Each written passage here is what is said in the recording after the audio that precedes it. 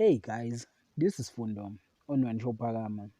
Tonight on Imbewu, Makosazana is horrified when she received a blood cell phone that she identified as meant to her office.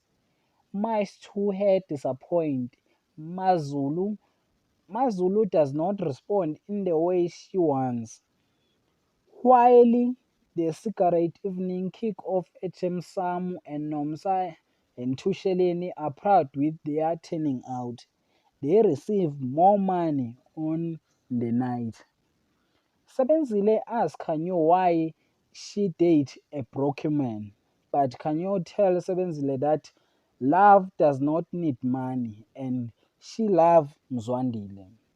Phakade wants Zagiti to hire Mzwandile as a security guard at Maluju, but it seems like it is difficult to Zagiti to hire Mzwandile. That is for tonight. Thanks for watching. Don't forget to like and comment and subscribe. Therefore, thanks.